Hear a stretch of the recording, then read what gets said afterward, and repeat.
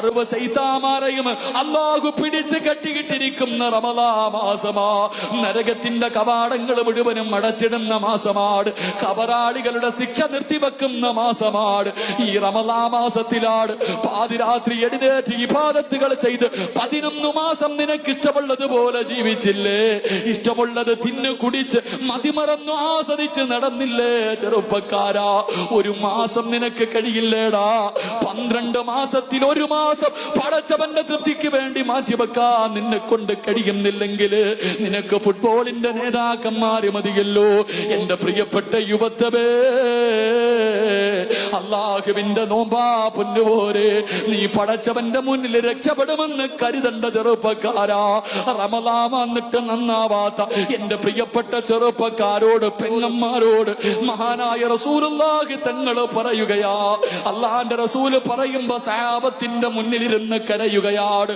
അള്ളാന്റെ റസൂല് പറയുന്നു, സഹാബാ, പരലോകത്ത് അള്ളാന്റെ കോടതിയിൽ അള്ളാന്റെ റസൂല് നിൽക്കുമ്പോ, പ്രവാചകം ജനങ്ങളെ സ്വർഗത്തിലേക്ക് കടത്തിവിടുമ്പോ, ശഫാഅത്ത് ചെയ്ത് ജനങ്ങളെ സ്വർഗത്തിലേക്ക് പറഞ്ഞു വിടുമ്പോ, ഒരു ചെറുപ്പക്കാരന് നരകത്തിന്റെ മലക്കുകളെ ചങ്ങലയിൽ കെട്ടിയിട്ട് വലിച്ചിടച്ചു കൊണ്ടുവരികയാണ്. ഒരു ചെറുപ്പക്കാരനെ ഉണ്ടല്ലോ ചങ്ങലയിൽ കെട്ടിയിട്ട് മലക്കുകൾ വലിച്ചു കൊണ്ടുവരികയാണ്. കയ്യിലിരിക്കുന്ന ചങ്ങല കൊണ്ട് അവന്റെ മുഖത്തടിച്ചു കൊണ്ടിരിക്കുകയാ. ഈ ചെറുപ്പക്കാരൻ അല്ലാഹുവിന്റെ റസൂലിന്റെ മുന്നിലെത്തുമ്പോ കരഞ്ഞുകൊണ്ട് പറയുന്നു, യാ റസൂലല്ലാഹ്, ആരുമില്ല നബിയേ, ആരുമില്ല നബിയേ, എല്ലാരും എന്നെ കൈയൊടിഞ്ഞ് നബിയേ, എന്നെ ഒന്ന് സ്വർഗത്തിലേക്ക് കൊണ്ടുപോകുമോ? എല്ലാവർക്കും സ്വർഗം കൊടുക്കുന്നല്ലോ, എല്ലാവർക്കും സ്വർഗം കൊടുക്കുന്നല്ലോ. കാരുണ്യത്തിന്റെ നേതാവേ, എന്നെ കൂടെ വന്ന് സ്വർഗത്തിലേക്ക് വിടുവോ? ആ സമയത്ത് മലക്കുകൾ ഈ മനുഷ്യനെ അടിച്ചു കൊണ്ടിരിക്കുകയാണ്. ഇവൻ കിടന്ന് കരഞ്ഞുകൊണ്ട് യാചിക്കുകയാണ്. ആ കരച്ചല കണ്ടിട്ട് സഹിക്കാൻ കഴിയാതെ അല്ലാഹുവിന്റെ റസൂല് 2 കൈയും ഉയർത്തുകയാ. പടച്ചവന്റെ പരലോകത്തേക്ക് അല്ലാഹുവിന്റെ കോടതിയിൽ നിന്നിട്ട് 2 കൈയും ഉയർത്തിയിട്ട് ദുആ ചെയ്യുകയാണ്. പടച്ച റബ്ബേ, ഈ പാവപ്പെട്ടവര് നീ പുറത്തു കൊടുക്കണേ അല്ലാ, ഇവന് സ്വർഗം കൊടുക്കണേ അല്ലാ. അല്ലാഹുവിന്റെ റസൂല് ദുആ ചെയ്യുകയാ. ദുആ ചെയ്ത് തീരുമ്പോ ആകാശത്ത് നിന്നൊരു അശരീരി കേൾക്കുകയാണ്, യാ റസൂലല്ലാഹ്, അല്ലാഹുവിന്റെ നബിയേ, അവന് വേണ്ടി ദുആ ചെയ്യല്ലേ, അവന് വേണ്ടി ദുആ ചെയ്യല്ലേ. സ്വീകരിക്കില്ല നബിയേ, സ്വീകരിക്കില്ല നബിയേ, അങ്ങ് ദുആ ചെയ്താലും സ്വീകരിക്കില്ല നബിയേ. അല്ലാഹുവിന്റെ റസൂല് ചോദിക്കുകയാണ്, യാ ഇലാഹി, എന്റെ പടച്ച റബ്ബേ, എനിക്കിഷ്ടമുള്ളവർക്ക് സ്വർഗം കൊടുക്കാ, എനിക്കിഷ്ടമുള്ളവരെ സ്വർഗത്തിൽ പറഞ്ഞു വിടാ. നീയല്ലേ പടച്ചവരെ അനുവാദം തന്നത്, നീയല്ലേ പടച്ചവരെ അനുവാദം തന്നത്. എന്റെ ദുആ സ്വീകരിക്കാത്തതിന്റെ കാരണമെന്താ? ആ സമയത്ത് വിളിച്ചു പറയുന്നു, നബിയേ, അവന്റെ ദുആ തടയുന്ന ഒരു വസ്തുവുണ്ട്, അവന്റെ ദുആ തടയുന്ന ഒരു വസ്തുവുണ്ട്. അല്ലാഹുവിന്റെ റസൂല് ചോദിച്ചു, റബ്ബേ, ആരാ അല്ലാ? എന്റെ ദുആയെ തടയുന്ന വസ്തുവാരാ? എന്റെ ദുആയെ തടയുന്ന വസ്തുവാരാ? എന്റെ പ്രിയമുള്ളവരെ, റമളാൻ മാസം ഇറങ്ങി വരികയാ, റമളാൻ മാസം ഇറങ്ങി വരികയാ. എന്നിട്ട് പറയുന്നു, നബിയേ, ഒരു സുന്നത്തിനൊരു ഫർളിന്റെ കൂലിയായിരുന്നു നബിയേ, ഒരു ഫർളിന് 70 ഫർളിന്റെ കൂലിയായിരുന്നു നബിയേ. ഓരോ രാത്രിയിലും ഓരോ ലക്ഷം പേരെയാണ് പടച്ചവൻ നരകത്തിൽ നിന്ന് കരകയറ്റിയത്. അല്ലാഹു കോടാരി കോടി ജനങ്ങളെ നരകത്തിൽ നിന്ന് കയറ്റിയ മാസമാണ്. റഹ്മത്തിന് 10 ദിവസം അല്ലാഹു കൊടുത്തല്ലോ. ചെയ്തു പോയ പാപങ്ങൾ ഏറ്റു പറഞ്ഞ് നന്നാവാൻ അല്ലാഹു ഇവന് 10 ദിവസം കൊടുത്തല്ലോ. നരകത്തിൽ നിന്ന് കരകയറി സ്വർഗത്തിലെത്താൻ അല്ലാഹു 10 ദിവസം ഇവന് കൊടുത്തല്ലോ.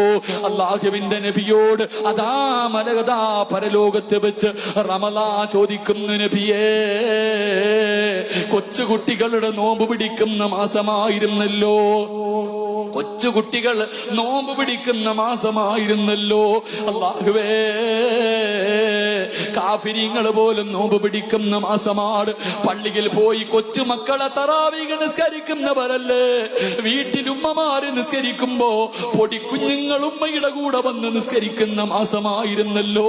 അള്ളാഹു ഇത്രയും അനുഗ്രഹങ്ങൾ വാരിക്കോരിക്കൊടുത്ത റമദാനിൽ ഇവൻ നന്നാവാത്തവനാ നബിയേ, ഇവൻ നിസ്കരിക്കാത്തവനാ നബിയേ, ഇവൻ പരസ്യമായി തിന്നവനാ നബിയേ, രാത്രി കരഞ്ഞു ദുആ ചെയ്യേണ്ട സമയത്ത് ഇവൻ പോയിരുന്ന് ഫുട്ബോൾ കളി കണ്ടവനാ നബിയേ, ആവശ്യമില്ലാത്ത കാര്യങ്ങൾക്ക് ചെലവഴിച്ചവരാണ്. രോഗം പിടിച്ച വാപ്പമാര് പോലും പള്ളിക്കകത്ത് കസേരയിൽ ഇരുന്നിട്ട് പടച്ചവരെ പാതിരാത്രിയിൽ 20 റക്അത്ത് തറാവീഹ് നിസ്കരിക്കുമ്പോ കാനങ്ങാട് പുതുകോട്ട പള്ളിയുടെ വെളിയിൽ നിന്ന് കാര്യം പറഞ്ഞവരാ. ഇസാഖിബെ പടച്ചവരെ കളിയാക്കിയവരാണ്. അതുകൊണ്ട് നബിയേ, ഇവന് വേണ്ടി ദുആ ചെയ്യല്ലേ, ഇവന് വേണ്ടി ദുആ ചെയ്യല്ലേ. വിശുദ്ധമായ റമളാൻ കരയുകയാണ്. എന്നിട്ട് പറയുന്നു, അല്ലാ, ആർക്ക് സ്വർഗം കൊടുത്താൽ ഇവന് സ്വർഗം കൊടുക്കല്ലേ അല്ലാ. അതുകൊണ്ട് റമളാൻ മാസമാ പൊന്നുപോലെ, മറ്റുള്ള മാസങ്ങൾ പോലെയല്ല, മറ്റുള്ള മാസങ്ങൾ പോലെയല്ല. അതുകൊണ്ട് ചെറുപ്പക്കാരാ, 5 നേരത്തെ നിസ്കാരം മറക്കല്ലേ. 70 ഫർള് നിസ്കരിച്ച കൂലിയാ. ഇന്ന് ദുഹറിന് പള്ളിയിൽ പോയി നീ നിസ്കരിക്കുമ്പോ നിനക്ക് കിട്ടുന്ന പ്രതിഫലം റമളാനല്ലാത്ത മാസങ്ങളിൽ 70 ദുഹർ നിസ്കരിച്ചതിന്റെ പ്രതിഫലമാ പൊന്നുപോലെ. പാഴാക്കല്ലേ, പാഴാക്കല്ലേ. അല്ലാഹുവിന്റെ റസൂൽ പറയുകയാണ്, പെങ്ങളെ ഖുർആൻ ഓദിക്കോ, ഖുർആൻ ഓദിക്കോ. 11 മാസം TV കണ്ടവളല്ലേ, സീരിയൽ കണ്ടവളല്ലേ, ആസ്വദിച്ചവളല്ലേ. ഇനിയെങ്കിലും ഒന്ന് നന്നാവ് പൊന്നുപോലെ. നാളെ ജീവിച്ചിരിക്കുമെന്നുറപ്പില്ലല്ലോ, നാളെ ജീവിച്ചിരിക്കുമെന്നുറപ്പില്ലല്ലോ. ഫർദ് ധരിച്ചാ മാത്രം പോരാ, കയ്യില് തസ്ബീഹ് പിടിച്ചുകൊണ്ട് ജനങ്ങളെ കാണിച്ചാ പോരാ, ഇൽമിന്റെ സദസ്സുകളിലേക്ക് കടന്നു വന്നാ പോരാ. പൊന്നുമോളെ, പടച്ചവന്റെ സ്വർഗത്തിൽ പറന്നു പോകേണ്ടവളാ. പറവകളെ പോലെ പറക്കണ്ടേ, സുഹദാക്കളെ പോലെ പറക്കണ്ടേ, ആയിഷ ബീവിയെ പോലെ പോകണ്ടേ, ഹദീജ ബീവിയെ പോലെ പോകണ്ടേ, നഫീസത്തിൽ മിസ്രിയെ പോലെ പോകണ്ടേ, ദിന്നൂറിൽ മിസ്രിയെ പോലെ പോകണ്ടേ, മഹദിയായ മാഷിദ ബീവിയെ പോലെ ഖബറിനകത്ത് കിടന്നു സുഖിക്കണ്ടേ. പൊന്നുമോളെ, കരഞ്ഞോ പൊന്നുമോളെ. അത് റമളാനിന്റെ മാസമാണ്.